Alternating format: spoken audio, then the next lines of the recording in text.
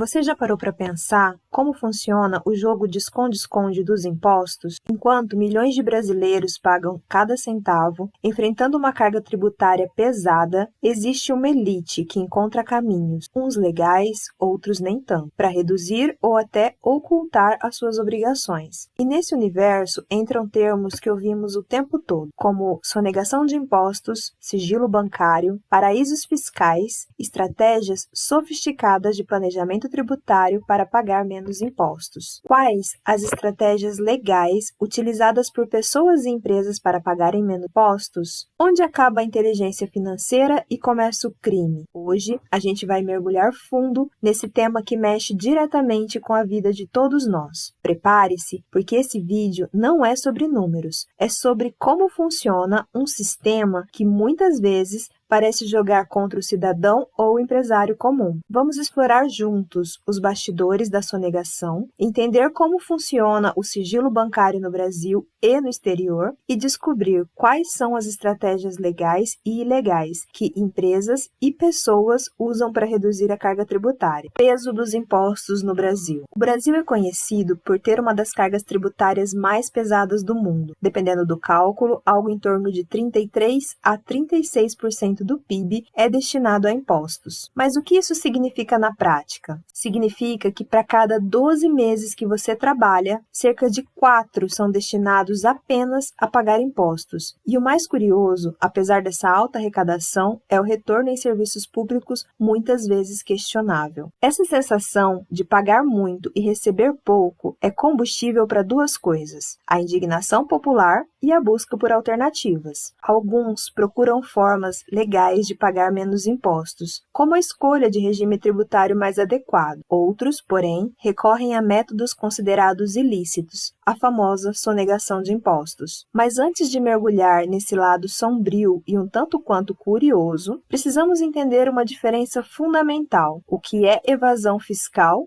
e o que é elisão fiscal. Evasão fiscal é o termo técnico para sonegação de impostos. Significa esconder, omitir, fraudar, falsificar informações para não pagar tributos. Ela é considerada crime no Brasil hoje. Contudo, em breve você vai entender melhor os riscos reais desse dito crime, já que a responsabilização criminal por esse crime é rara e quase inexistente na maioria dos casos. Vou te dar um exemplo. O ato de declarar os impostos, seja como pessoa física ou como empresa, funciona como uma confissão do débito tributário. Dessa forma, deixar de declarar algum recebimento, fraudar ou falsificar informações nessas declarações é considerado evasão fiscal. Já a elisão fiscal é o planejamento tributário, usar a lei e muitas vezes as brechas na lei a seu favor, estruturar negócios de forma inteligente para pagar menos impostos. É legal, tanto no Brasil quanto na maioria dos países do mundo. O problema é que muitas vezes a linha que separa uma coisa da outra é extremamente fina. Realidade das pequenas e médias empresas. Comecemos com a realidade. Pequenos negócios vivem no limite. Margens apertadas, imposto sobre imposto e concorrentes que parecem praticar preços impossíveis de acompanhar. Quando você vê um concorrente mágico vendendo barato e aparentemente lucrando, a primeira suspeita é que ele esteja pegando atalho, e na maioria das vezes está. Isso gera um ciclo perverso. Quem respeita a lei fica fora do mercado, quem não respeita sobrevive. Resultado? Pressão para sonegar por necessidade. Esse é o momento em que a sonegação se transforma em uma questão de vantagem competitiva. Nesse momento, me considere a sua contadora. No cenário do Brasil atual, vivemos tempos de instabilidade política, financeira e econômica. Por isso, preciso te esclarecer sobre o que a lei prevê sobre sonegação e como se proteger. Porque mesmo quando a motivação é sobrevivência, as consequências podem ser graves e precisam ser bem administradas. E nessas situações, conhecimento contábil e jurídico é poder. Vou falar sobre esse tema não de forma velada e temerosa, como vejo muitos profissionais falando na internet, quando muitas vezes o objetivo é plantar a semente do medo para garantir clientes dependentes de escritórios contábeis. Meu objetivo aqui é falar abertamente, oferecer conhecimento de qualidade para libertar você, como contribuinte, seja pessoa física ou empresa, para tomar as melhores decisões por conta própria e com segurança. Sonegação de impostos, o lado ilegal. Vamos falar sobre sonegação. No Brasil, sonegação de impostos é responsável por uma perda anual estimada de mais de 400 bilhões de reais para os cofres públicos. É um valor gigantesco que, na teoria, poderia transformar setores como saúde, educação e infraestrutura. O problema é que, sejamos realistas, ainda vivemos em um país com a realidade política extremamente corrupta. Não falo isso para gerar revolta, é apenas constatação de um fato. Mas como funciona a sonegação na prática? Existem vários métodos. Empresas podem deixar de registrar vendas, manipular notas fiscais, criar empresas fantasmas ou até enviar dinheiro para o exterior sem declarar. Pessoas físicas também recorrem a práticas como não declarar rendimentos, omitir heranças ou manter ativos não declarados em outros países. A Receita Federal, por sua vez, tem se tornado cada vez mais sofisticada no combate a esses esquemas. Contudo, seus esforços são muitas vezes minados quando esbarra na proteção do sigilo bancário dos contribuintes. A pergunta que fica é: se a Receita consegue detectar tanta coisa, por que ainda existe tanta sonegação? A resposta está em dois fatores principais: o tamanho do Brasil e a complexidade do sistema tributário brasileiro. Com mais de 90 tipos diferentes de tributos e milhares de normas, é fácil cometer erros e impossível rastrear e monitorar todas as operações. É fácil para quem tem recursos manipular esse labirinto a seu favor. Na prática, a Receita Federal acaba concentrando seus maiores esforços para detectar grandes sonegadores e acaba reduzindo seu grau de atuação e cruzamento de informações com métodos ultrapassados e já conhecidos pelos contribuintes e contadores mais experientes, abrindo caminhos que facilitam a sonegação e a impunidade para contribuintes menores. O sigilo bancário no Brasil. Aqui entra um tema central para o nosso vídeo, o sigilo bancário. No Brasil, toda movimentação financeira é protegida pelo sigilo bancário. Isso significa que, de acordo com o Código Civil e a Lei Complementar número 105 de 2001, ninguém pode ter acesso às suas contas bancárias sem autorização. Mas, na prática, existem exceções.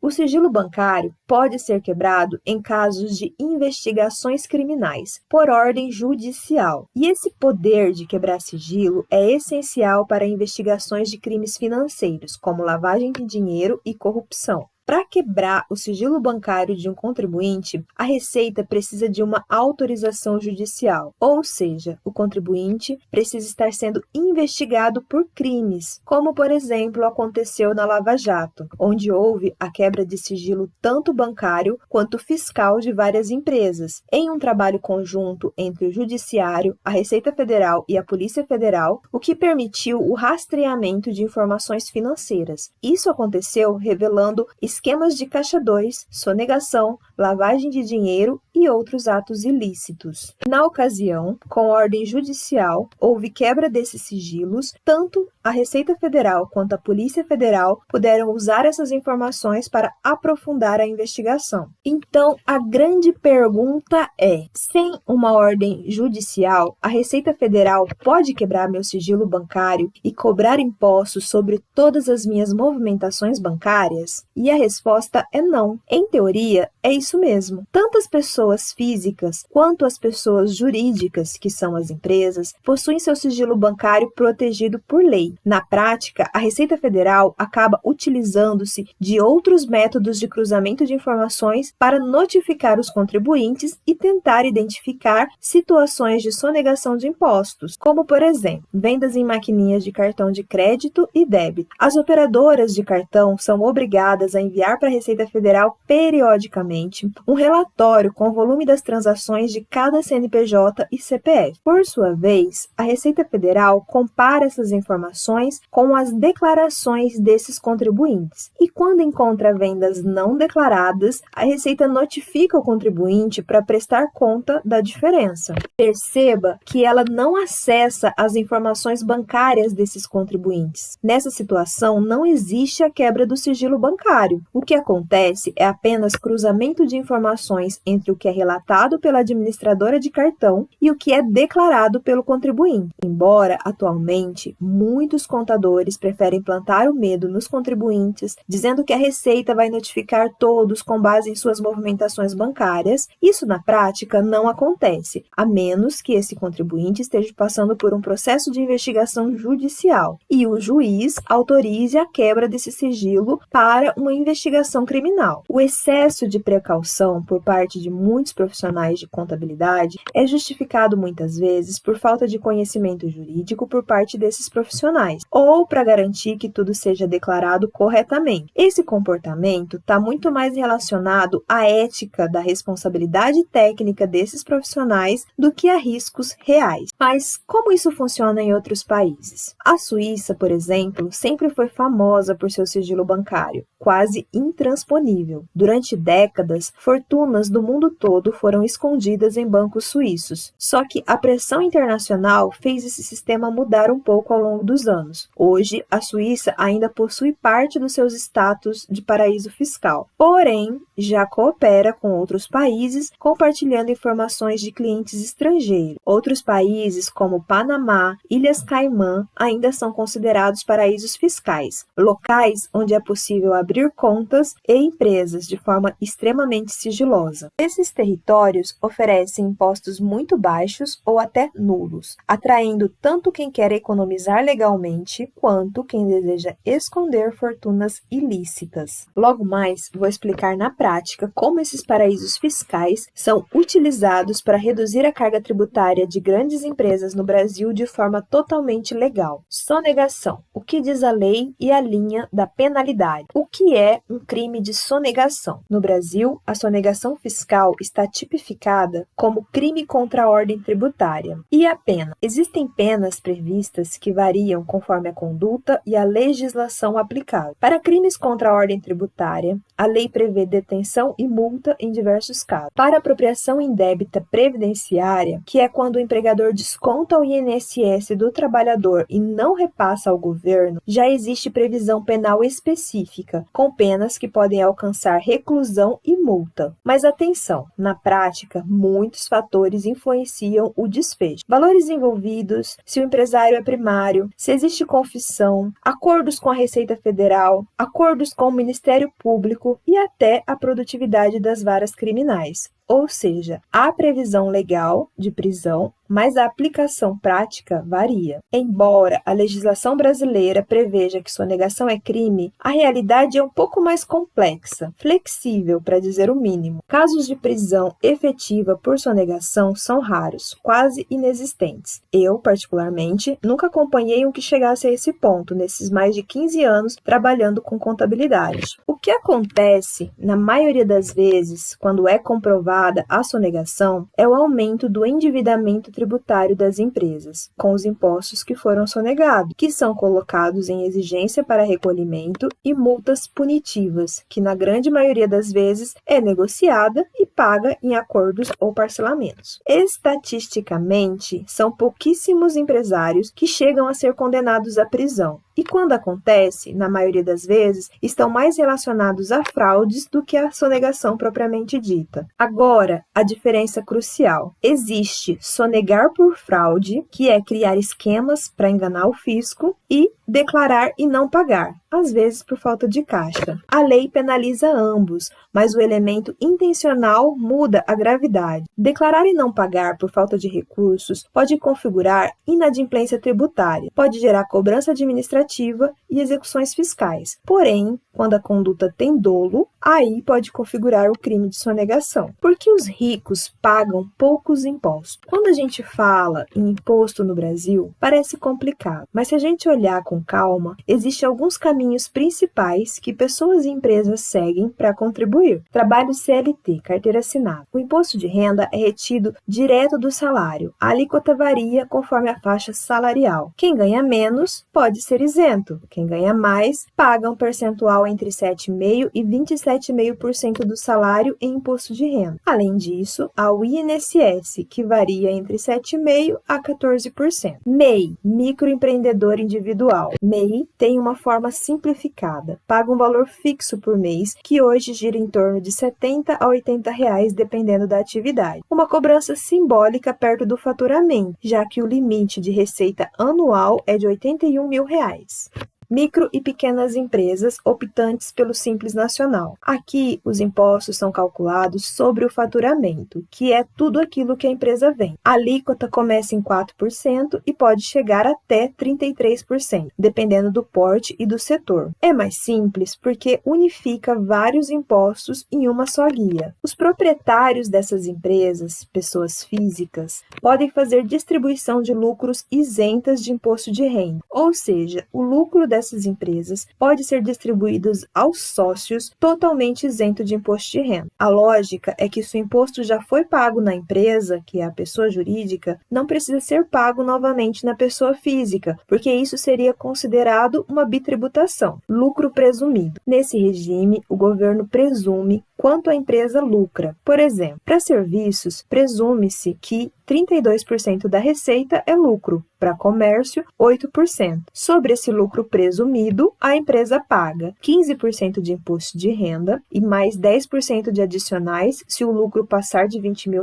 por mês e 9% de CSLL, que é a contribuição social sobre o lucro líquido. Na prática, a carga total costuma variar entre 13% a 16% da receita bruta. Proprietários dessas empresas também podem fazer distribuição de lucros isentas de imposto de renda, ou seja, o lucro dessas empresas pode ser distribuído aos sócios totalmente isentos de imposto de renda. Lucro real. Esse é o regime mais complexo, mas também mais usado por grandes empresas. Aqui, o imposto é calculado sobre o lucro contábil real, que a empresa realmente apresentou na contabilidade, depois de ajustes. A carga tributária fica em IRPJ, 15%, com adicional de 10% sobre o lucro acima de R$ 20 mil por mês, e CSLL, 9%. Além disso, ainda entram PIS e COFINS no regime não cumulativo, que juntos chegam a 9,25%. Ou seja, a carga tributária total facilmente passa dos 34% sobre o lucro. Essas são as formas de contribuir com seus impostos no Brasil. Perceba que a maioria das pessoas contribuem como funcionário, com registro em carteira de trabalho. Nesses casos, a tributação incide sobre a renda. Somando imposto de renda e INSS, o valor descontado na fonte pode chegar a 41,5%. Já os empresários, como podem pagar os seus impostos na pessoa jurídica, que são suas empresas, e dessa forma distribuir o lucro de forma isenta de imposto, quando enquadrados no Simples Nacional, pagam entre 4% até 33% do faturamento. O Simples Nacional costuma ser vantajoso para empresas que estão começando, com faturamentos pequenos. Porém, à medida que o faturamento aumenta, as alíquotas dele aumentam também, fazendo com que o Simples torne-se um grande gargalo tributário. Por isso é importante planejamento tributário pelo menos uma vez ao ano para constatar se esse regime tributário ainda está sendo vantajoso à medida que a empresa cresce. Outra forma de contribuir é o lucro presumido, ideal para empresas com altas margens de lucro, porque nesse regime a empresa paga imposto sobre um lucro presumido. Então, se a margem de lucro real for maior do que a presumida, a empresa consegue uma carga tributária mais baixa, que em geral fica entre 5,93% até 16,33% em impostos federais. O principal ponto de atenção desse regime de tributação está no comércio em geral e indústria, que precisam recolher separadamente impostos estaduais, como o ICMS, que é diferente em cada estado brasileiro. Contudo, esse regime tributário, diferente do Simples Nacional, permite que as empresas utilizem incentivos fiscais e benefícios fiscais, o que pode reduzir reduzir consideravelmente a carga tributária das empresas. De qualquer forma, a única forma de saber qual é o melhor regime de tributação para cada empresa é por meio de planejamento tributário. Mas, na grande maioria das vezes, empresários que recolhem seus impostos nesse regime de tributação geralmente têm uma carga tributária inferior ao Simples Nacional, em caso de faturamentos maiores. Por fim, os empresários maiores pagam impostos apenas sobre o lucro. Por isso, pessoas ricas pagam menos impostos. Não existe nada de legal nisso. Empresas optantes pelo lucro real vendem primeiro, depois pagam todas as despesas e só depois pagam impostos sobre os lucros, caso eles existam. As alíquotas são maiores, mas, quando comparado a outras formas de tributação que pagam sobre a renda ou o faturamento, a diferença é gigantesca. Estratégia das grandes empresas para reduzir a carga tributária. Algumas multinacionais utilizam uma prática chamada planejamento tributário internacional. Funciona assim: elas registram suas marcas e patentes em outros países, geralmente um paraíso fiscal, ou país com tributação baixa, como a Irlanda, Holanda ou Ilhas Caimã. Essa empresa estrangeira, dona da marca, cobra royalties da empresa brasileira pelo uso da marca ou da patente. Como esses royalties são despesas dedutíveis do lucro real, o lucro no Brasil diminui e, com ele, o imposto a pagar. Na prática, isso transfere parte do lucro para fora do Brasil, onde a tributação é menor ou até inexistente. É uma forma legal de pagar menos impostos. Existe todo um universo de estratégias legais usadas por pequenas empresas e grandes corporações para reduzir a carga tributária sem infringir a lei, e é aqui que entra o chamado planejamento tributário. No Brasil, uma das escolhas mais importantes para qualquer empresa é o regime tributário. Além disso, existem estruturas societárias que ajudam a organizar patrimônios e reduzir impostos. Um exemplo é a criação de holdings familiares, que facilitam a sucessão patrimonial e podem gerar economia tributária. Incentivos fiscais também fazem parte do jogo. A Lei do Bem, por exemplo, oferece redução de impostos para empresas que investem em pesquisa e inovação. Outro ponto importante são os investimentos incentivados, como fundos de infraestrutura, cultura e esporte, que permitem deduções legais do imposto de renda. E não pense que só pequenas empresas usam essas estratégias. Grandes corporações como Google, Apple, Amazon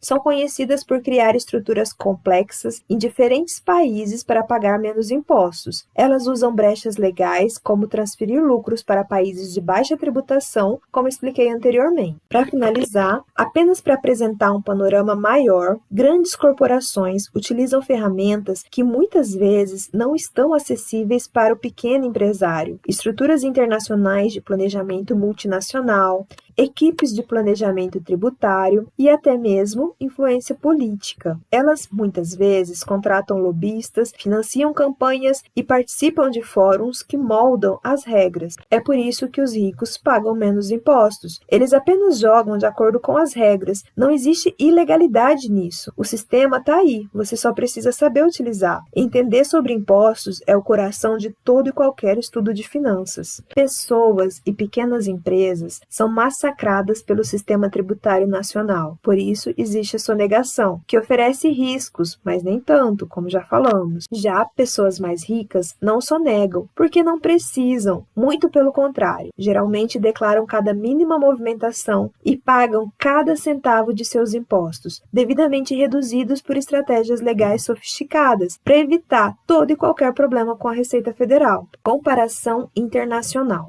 O sistema tributário brasileiro é famoso por sua complexidade, mas como ele se compara a outros países? Em lugares como a Estônia, a tributação é simples e digitalizada. Lá, abrir uma empresa e pagar impostos pode ser feito em minutos, com taxas bem menores do que no Brasil. Já em países como a Irlanda, Luxemburgo e Holanda, as baixas alíquotas de impostos atraem multinacionais que buscam reduzir custos. Esses países não são considerados paraísos fiscais, mas sim jurisdições amigáveis favoráveis aos negócios. Em contrapartida, temos os verdadeiros paraísos fiscais, como as Ilhas Virgens Britânicas, Bahamas e Mônaco, que oferecem praticamente zero de tributação. Para muitos ricos e poderosos, manter parte do patrimônio nesses lugares é uma estratégia de preservação da riqueza. Futuro da tributação e do sigilo bancário. O que esperar do futuro? No Brasil, a reforma tributária promete simplificar impostos, reduzir burocracia e tornar o sistema mais justo. Mas, como toda reforma, enfrenta resistência, políticas e interesses de grupos poderosos. Na minha visão particular,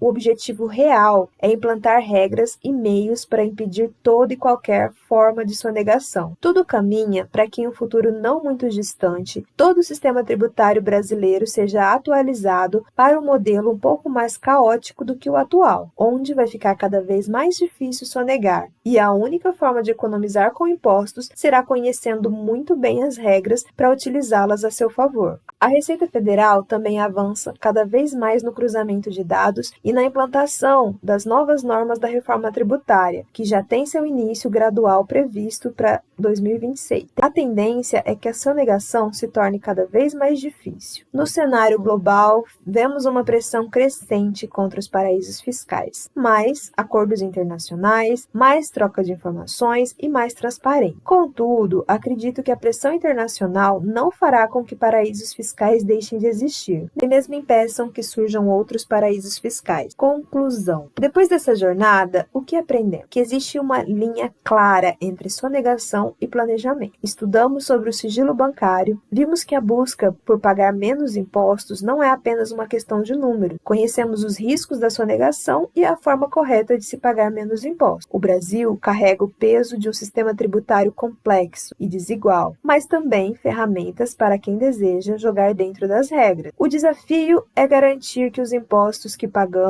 sejam bem utilizados para que os serviços públicos realmente funcionem para todos. E agora eu quero ouvir o que você pensa de tudo isso. Você acha que o problema está na alta carga tributária, na desigualdade entre quem paga mais e quem consegue pagar menos, ou na administração pública que não consegue eliminar o excesso de corrupção e desvios para garantir serviços públicos de qualidade? Deixe a sua opinião nos comentários. Se você gostou desse vídeo, já deixa seu like e se inscreve no canal. E aparece sempre para estudar contabilidade comigo. E já compartilha esse vídeo com quem também precisa entender esse tema tão importante. Até a próxima e obrigada por ficar comigo até o fim dessa conversa tão necessária.